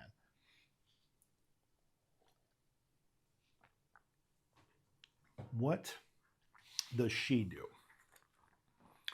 You immediately receive the top card of the draw pile. Carry out the action shown there without any additional costs. Ooh.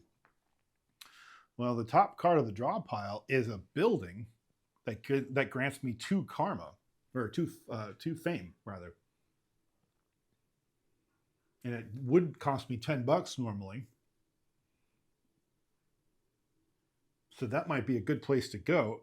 I have karma, which I can spend on this 5 to turn that into a 6 and let me go there. So that's an option. Or I can spend this 5 and go see this person.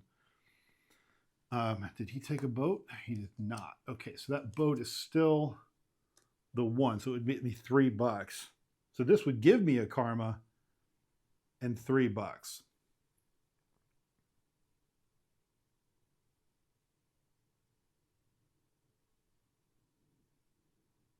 And I go again after this. So I think I'm going to go with her first, and then I'm going to come over here if it's still available and get my karma back and get $3. So that's what I'm going to do. I'm going to spend this karma token that I got last round, and I'm going to manipulate this 5 into a 6. So I'm going to spend that as a 6, and I'm going to go to her, which lets me basically play does it say gain? You immediately receive the top card of the draw pile and carry out the actions shown there. I receive it. Oh. Okay. And that means this top card gives me 2 fame. So I take these 2 little peacocks tokens here, and now I have 2 fame. Very cool.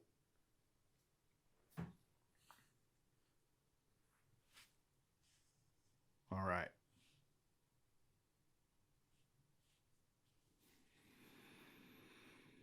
Do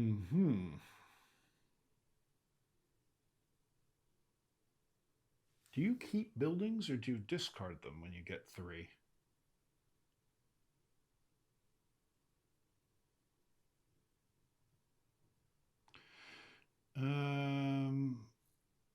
I see. You place a building card in your building row and thus have all 3 different types of buildings. You first, oh, I see. Oh, I see. Oh, okay. Yeah, you do discard them once you get a set. That's what that means. Okay, so that means this card's actually very interesting to me because that would complete my set of buildings. But that's neither here nor there. I've taken my turn.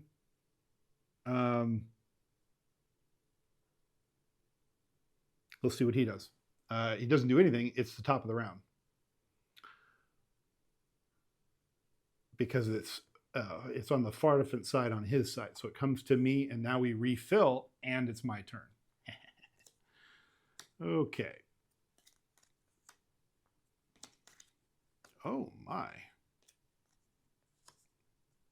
Well, well, well. Palace galore here.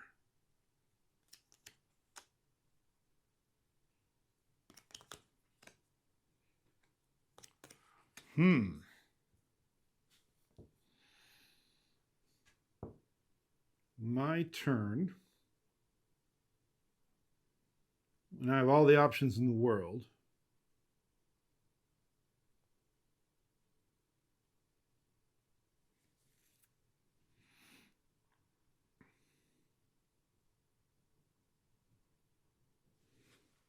I still like this. I'd get $3 right away. And I'd get my karma token back. I'm about to get another karma token, though, from the Fartiphant. So maybe instead I go for T. Is there anything that's got a T for 2? No? Just 1? Sad for me.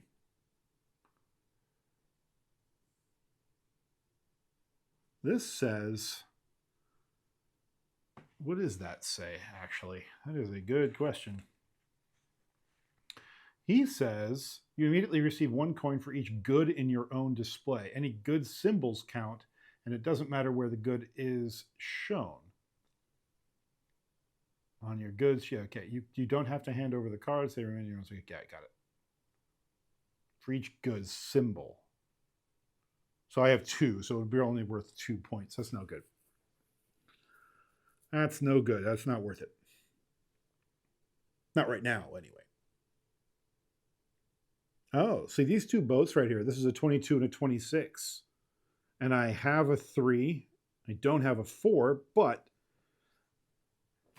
I can overpay, I think. Does it have to be that exact number? I think it might be that it has to be that exact number when it has an exclamation point on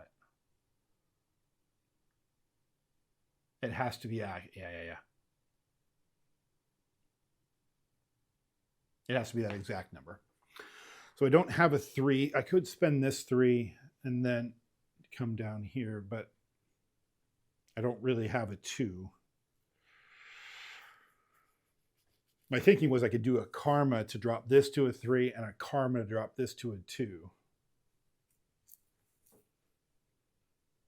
That's a big bet that he's not going to grab both of those ships, though.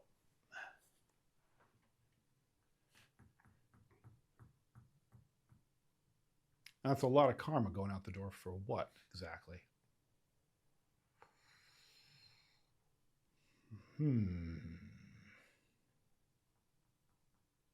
Well, I mean, for what? I get 2 dice cards for the 1, and then I get 1 goods card and another dice card. So I'd end up with 3 dice cards and a goods card for my trouble. That's pretty good. Plus, I'd have a set of 3 boats.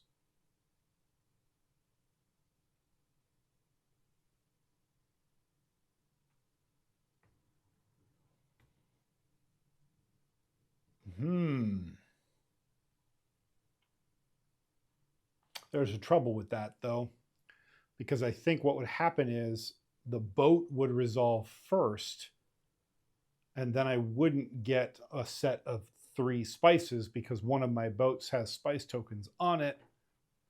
It's actually, sorry, goods. It's a silk, actually, that's on this boat. So I think I'd effectively lose this silk to the set of 3 boats that would get cashed out first.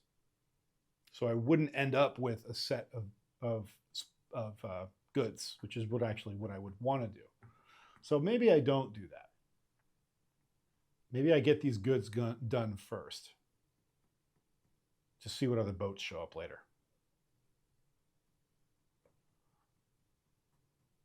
The easy thing to do would be what?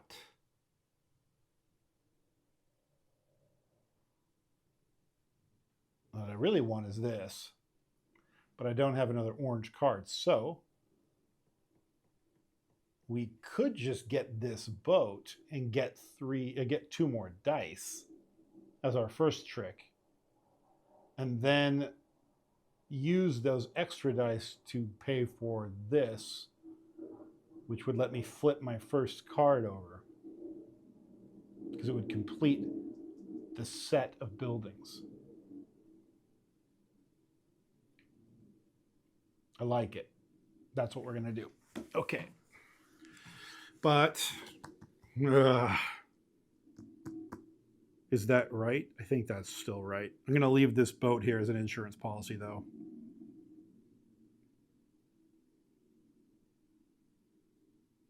Do I want to do that? Yikes, that is terrifying.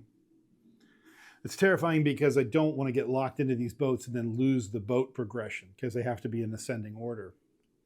And 22 and 26 are really close to the end of the line. So I kind of want to let these go as red herrings. I can just take a dice card for free.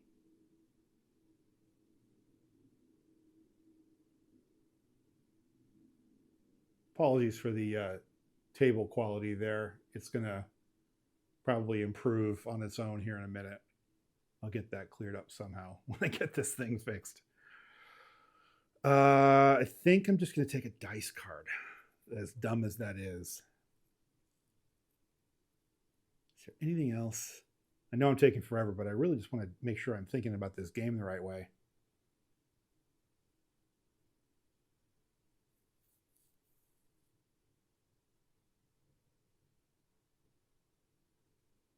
Yeah.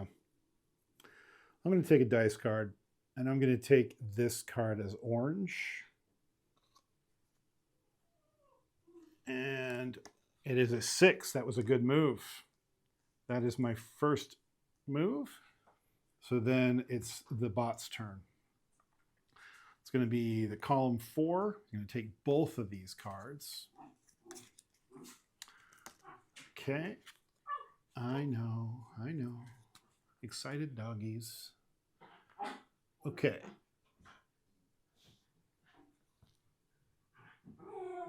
Now it's back to me. So it is Fardafant time. Got my karma. Didn't take my card, and I have this exact 6 right here. So I think I'm just going to do that. I'm going to pay my 6, and I'm going to buy this building, which completes my building set, and it earns me a fame, which is 3 fame. So I have 2 things going on at the same time. I've accumulated 3 fame, and I have completed a building set. Now, when I complete 3 fame, I get to flip over this leftmost card. So I spend my 3 fame tokens, not spend, but turn in my 3 fame tokens, and then I get this benefit.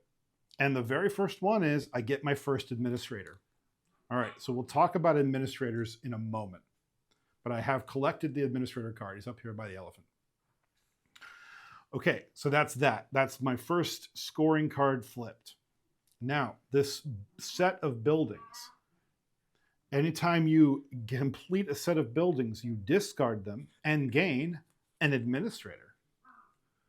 Now I have 2 administrators. It doesn't let me score, but administrators are very cool. So now I think is a good time to talk about administrators. Let's, I'll just pop in on them real quick so you can see what they look like. They look like that. All right, administrators.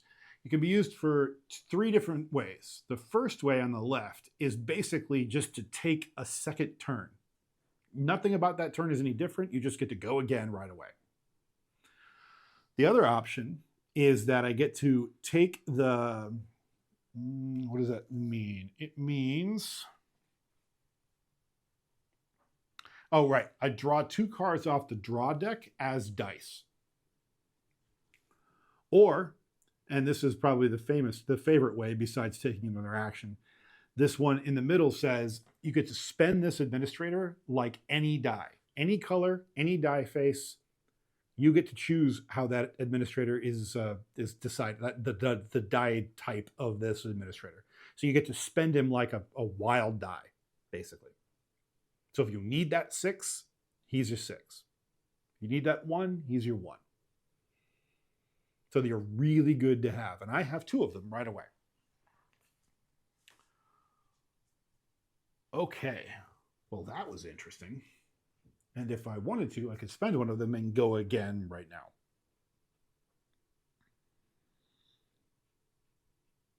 I kind of want to. Is there, what kind of, do I kind of want to? Or do I want to let him do it? I think I want to let him do it.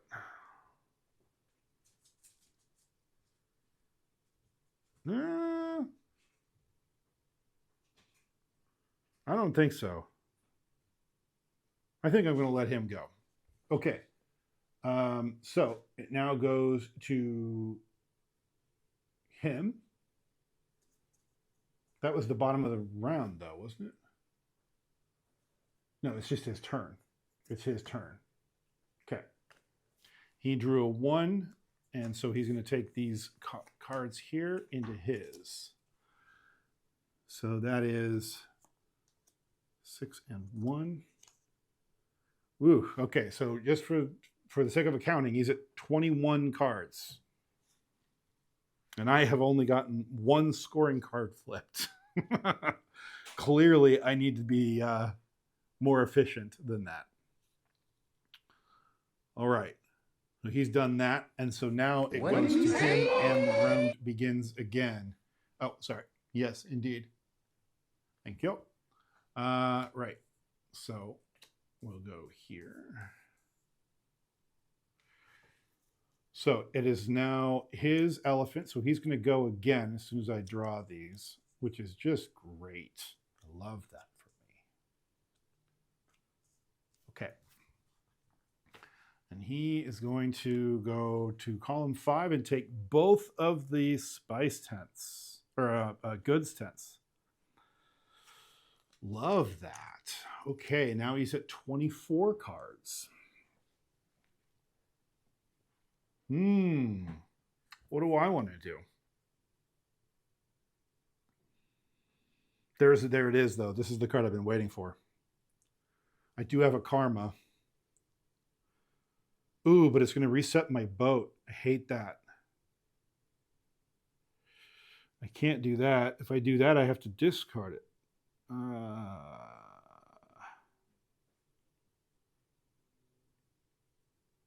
Ooh, that doesn't work for me at all.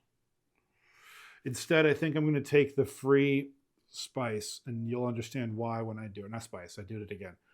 Goods card. I'm going to take this goods card for free. So it's going to come down here. Now, the moment you get a set of goods, I have spice, I have tea, and I have, is it silk or is it fabric? Does it matter? I don't know. It is silk, and I have silk. So I have all three different types. You now immediately trade them in for an administrator, but no, I take that back. You don't trade them in for an administrator. You cash them out for the coin value. So I go, if you look on these cards, I will push in on this so you can see that. But then I'll remember to push back out again. I promise. So if you look on this card, this spice has 2 little coins on it. But if you look over here, this has 1 each. Well, we're only going to worry about the tea for this card because it's what's part of the set. So that has 1. And then here, this has 2 for the silk. So I have 2, 1, and 2.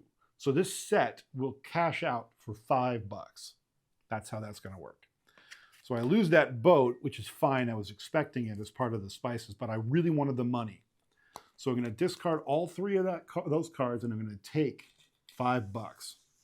So I need $1 more, and I will flip over another scoring card. I was hoping to get another set. So what I was really gunning for would have been like this card right here. But because it was a boat and it was lower than my boat, I would have had to discard the other card that had other goods on it that I needed.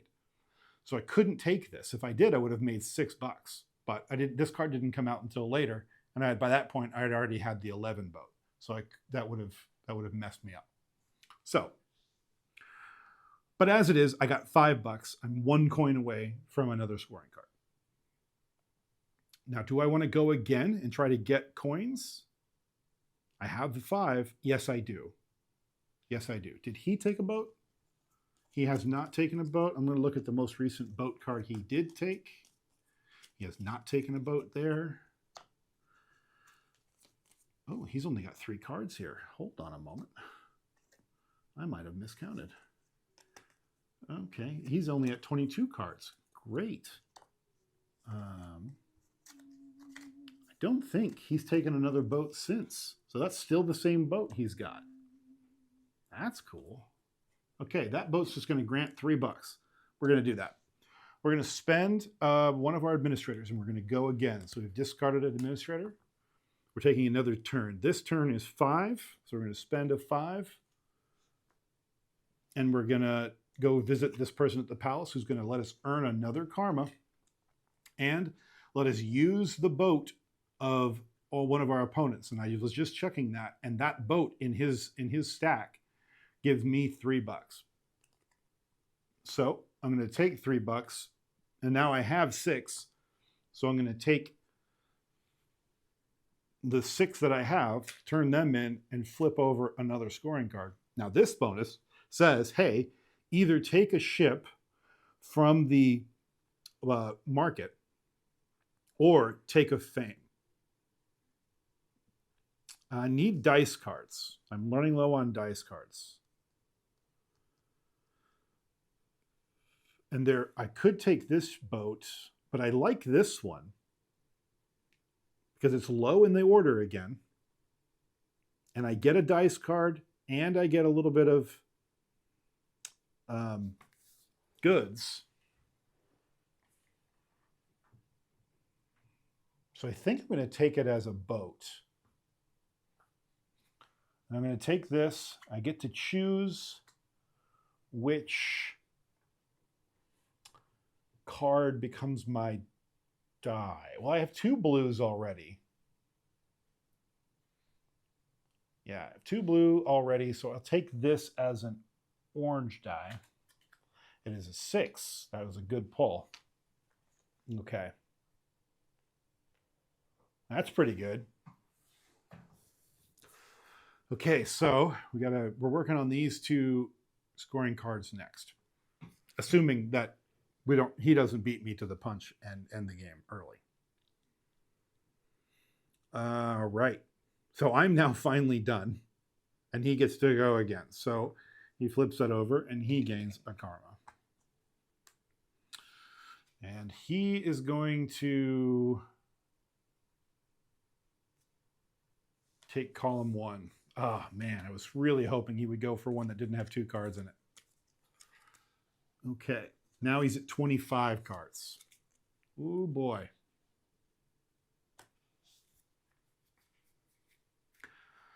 Right, my turn. And then it's the end of the round and we get more cards.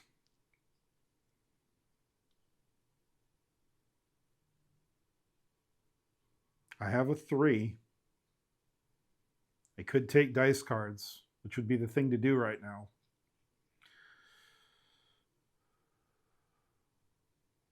I don't have a 2, though. So I couldn't take this boat. And if he takes this column, then I won't have the ability to get a set of 3 boats.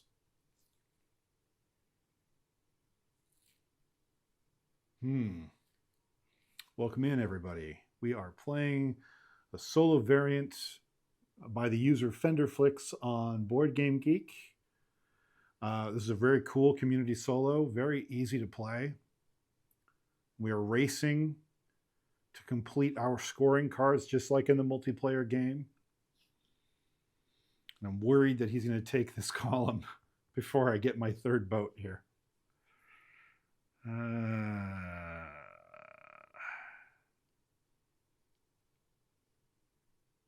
Yeah.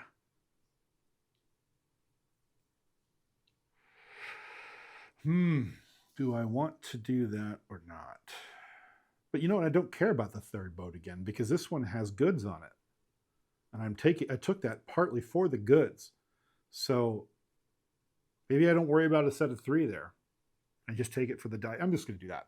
I'm going to spend this 3. I'm going to take this boat. We're going to take these 2 cards. I don't care about purple right now. Do I want? Maybe I do. I don't have any purple spending ability at all. I'm tired of this boat sitting out here. So we're going to take it as a dice card. And I got a 6 purple. That's nice. And a 2 orange. Okay. Okay. End of the round. So it comes back to me. Elephant. I guess we'll go there. Scoot some of that over. Okay. And then we refill.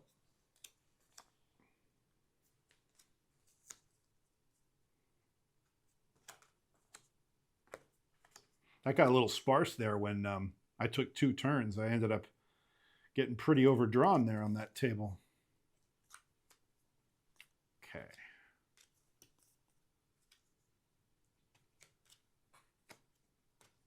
Okay.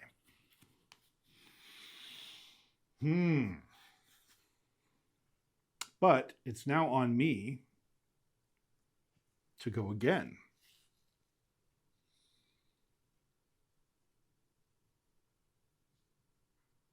Now, that's interesting. I get to take that for free. I get a buck right away, and I get 2 silk. I think I like that.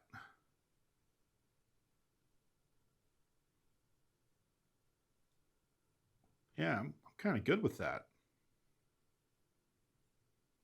Yeah, I'm going to take that. That's pretty smart. I like that. Okay, one more. I get a buck right now, so I'm up to 3.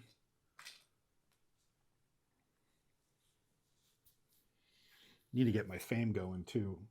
If he doesn't take this column, I think I'm going to come over here and get this 2 fame building card. Do I chance it? I'm gonna let him. I'm gonna let him go. We're gonna see what happens. He's gonna take column 3. Woo, lucky me. Okay. He's taking column 3. He's not quite out of cards yet. He's got one more card pull to go. I don't think I'm gonna come anywhere close to finishing the race before him, but we'll see. See how it scores. I don't know how it scores. Okay. Now it's my turn, so I am going to take this 6 and this 4, spend these 2 dice to buy this 2 fame building card. And I get my 2 peacock tokens.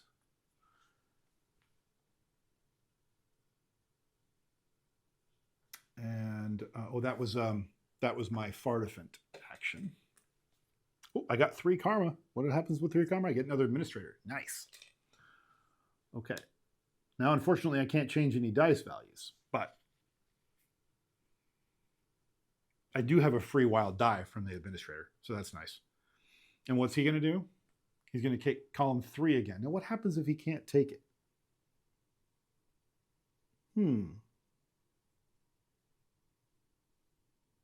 It doesn't say.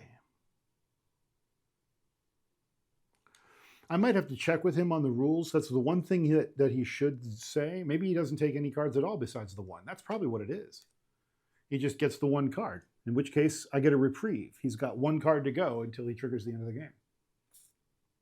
Lucky me. Okay. That means it's the end of the round, I think. No, it can't be. Is it? I went, he went. Yeah, that is because he took the same road, the same column twice. So we just refill. Okay, but he gets to go again. Oh no. Oh no, game is going to end. No matter what, because he gets 1 card and that's all he needs. I don't even know why I'm refilling. Shouldn't even matter. Okay, he's at 4 cards. This will be his 5th. It's a 3, but he gets to keep it. And he gets to take the stuff in the 3 in case it matters. I don't think it does. Bot scoring. Yeah. Is that it? I think it's just a race. Whoever gets there first wins, and he won. Wow, that's tight, man. I think that's all it is. Wow. Okay, so course of the game, set up, take cards, 3 of a kind, end of the round. Right? Karma. Did I miss anything? End of the game. The current round is played to the end. Oh, I guess it doesn't really matter though.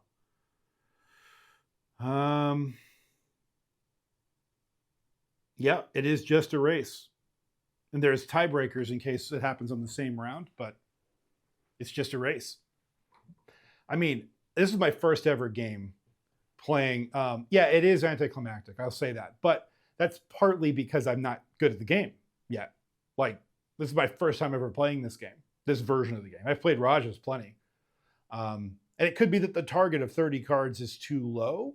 Maybe the game just needs to keep going. But that might just be something I need to tune for me because I'm still new at the game and I'm not playing tightly enough, to actually get there within the amount of time it takes for the bot to collect 30 cards. Either that or I'm pulling cards for the bot too quickly. and he's gaining cards faster than he should. But that's not the way it's written.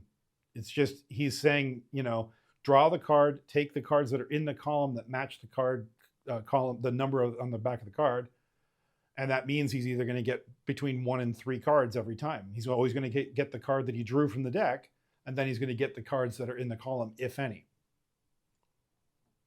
So he's always going to pull between 1 and 3 cards, which means he's always going to take. It's always going to take a minimum of. If he got 3 cards every time, it would take 10 turns. That's not enough turns to flip all 6 of these cards. Unless I'm just not playing the game, well enough yet. Entirely possible. But, so I will say, the bod itself, the way it functions is good. He does include rules for how to tune it. And I did not find anything that was not stated in the rule book except for what happens if he draws a column with no cards in it. At which point I just said he just gets 1 card. He gets what he gets.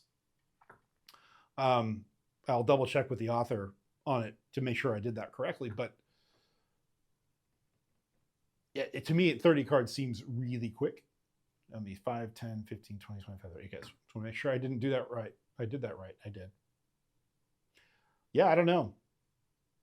I was a step away from turning 2 more cards. So if, let's say I would played it slightly more efficiently, I would have been 4 out of 6 cards flipped when the game is over.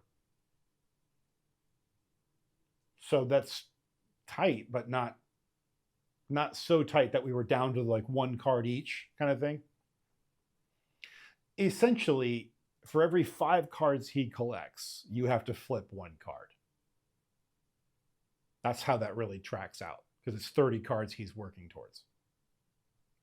And you have 6 cards to flip. Huh, interesting.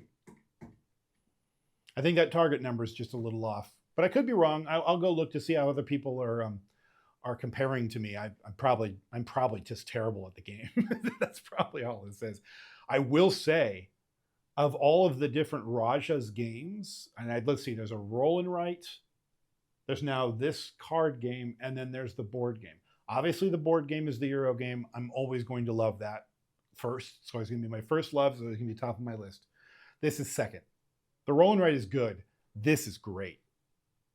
This would play really good multiplayer too. I don't know. It's got only a 7.0 on BGG, and I don't get it. I think it's only got it 7.0 on BGG because most people haven't played it yet, and they're just going off of their base assumptions and their initial impressions of it. Some people don't really like that it's a lot of like sets of 3 and collecting cards, spending cards, collecting cards, spending cards. But it's all what really makes it feel chewy to me is the puzzle in which stuff do I prioritize, and do I take cards away from him, or do I take cards to benefit me? I'm not getting the cards that I'm getting in terms of the dice, so I need to change my strategy up. Do I take cards as dice, or do I go for palace stuff? Do I worry about getting administrators, or do I worry about flipping cards? I was doing stuff that resulted in me getting administrators when maybe instead I should have been focusing just solely on fame and money and not worrying about administrators. That could have been my downfall. I got too many administrators and I wasn't thinking about that. So there's just stuff to play with, but I really like it. I like the decision space a lot. It's a good puzzle. And these rules, like the castle combo rules that I was playing with, very elegant, very easy to use in terms of the way it's built and what I have to do to administer it, compare, and in the way it feels, because he is taking cards and he's taking stuff away from me. It feels like I'm playing against a human. It doesn't really, in the sense that there's no strategy being employed. He's just gobbling up cards. But it is in the sense that I was hoping / really hoping that he wouldn't take a certain column when he did, and that messed me up a little bit. So that's very similar to playing against a human player. There's going to be a little bit of like keep away being played there, and that I did feel that. So success. I like it. But that's it for this week. I appreciate you joining me, and thanks to everybody for jumping in and checking this out. That came along for the ride today. I won't be here next week. I'm out next week. This next Sunday. So then, maybe I can do what I can. Come here, come here, come here. I got a puppy. I got a puppy request. Come here. I know. This right here. Who is a demanding of a puppy for 500 bits? Oh, hold on. Where did puppy face go? Oh no. Why can't you see the puppy face? No. What's going on here? You can't see the puppy. You barely can see the puppy. Oh no. Face recognition is too good. It's not seeing a human face. It's trying its best to remove the puppy. Apologies. Well, you got a partial puppy. That was Elliot there for a moment, briefly, until my background removal software decided to get super aggressive. But this, I'm not in next Sunday, so please do not tune in next Sunday. I won't be here, but I will be here the Sunday after, and it will be a probably very large game.